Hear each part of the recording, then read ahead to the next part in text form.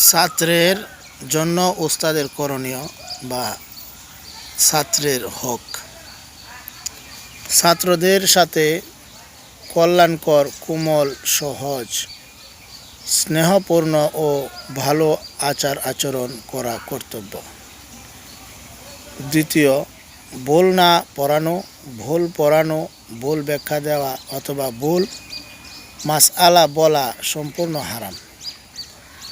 নিজের মূর্খতা গোপন করার জন্য এরূপ না করা উচিত। 3, কোনো বিষয় না জানা থাকলে বলবে আমার জানা নেই। নিজের পক্ষ থেকে আন্দাজে কিছু না বলা উচিত। 4, ছাত্রদের রুচি, যোগ্যতা ও মেজাজের প্রতি লক্ষ্য রেখে কথা বলা। 5, ছাত্রদের মেধাগত ধারণ ক্ষমতার প্রতি লক্ষ্য রেখে তাদের জন্য বিষয়বস্তু নির্বাচন ও উপস্থাপন করা কর্তব্য।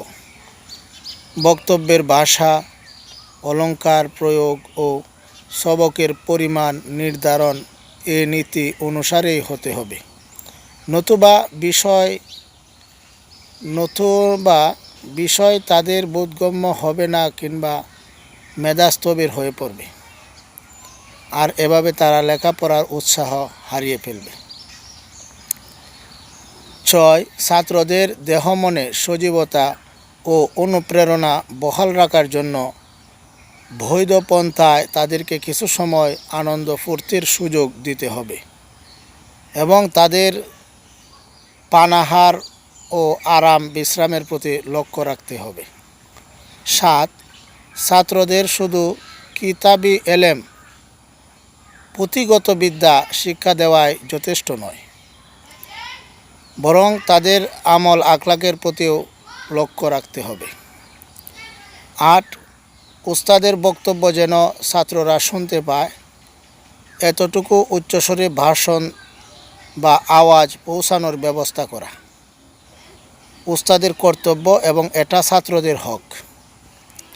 একবারে ছাত্ররা বুঝতে বা উপলব্ধি করতে না পারলে দ্বিতীয়বার বা তৃতীয়বার ভাষণ দিয়ে ব্যাখ্যা করে পড়ানো উস্তাদের কর্তব্য এবং ছাত্রদের হক। 10, মাঝে মধ্যে ছাত্রদের পরীক্ষা নেওয়া এবং ছাত্রদের জ্ঞানের উন্নতি ও বিশুদ্ধতা যাচাই বাছাই করা প্রয়োজন। 11, কোনো বিষয় বা কোনো বিশেষ কিতাব কোনো ছাত্রের পক্ষে ক্ষতিকর হলে তা থেকে তাদেরকে বিরত রাখা।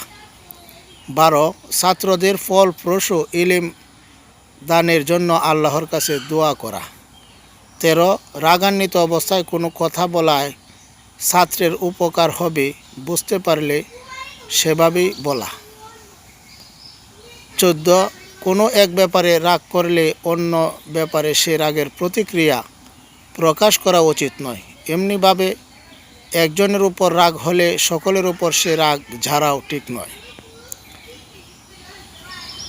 15, ছাত্রের কোনো প্রশ্নের জবাবে প্রয়োজনীয় ও উপকারী বিষয় থাকলে তার যথাসম্ভব জবাব দেওয়া এবং জবাবের সাথে আনুষঙ্গিক কোনো জরুরি বিষয় থাকলে তাও বলে দেওয়া। 16, অযোগ্য, বদমেজাজি বা স্নেহশীল নয় এমন ব্যক্তির উস্তাদ হওয়া বা এমন ব্যক্তিরকে উস্তাদ বানানো উচিত নয়। এরূপ করলে ছাত্রদের হক নষ্ট হবে। 17, উস্তাদের নিজের মধ্যে আদব ও আমল আখলাক থাকা বাঞ্ছনীয়, কেননা তার আদব ও আমল আখলাকের প্রভাব ছাত্রের উপর পড়বে। 18, ছাত্রকে পড়ানোর পূর্বে উস্তাদের ভালোভাবে পড়ে যাওয়া উচিত।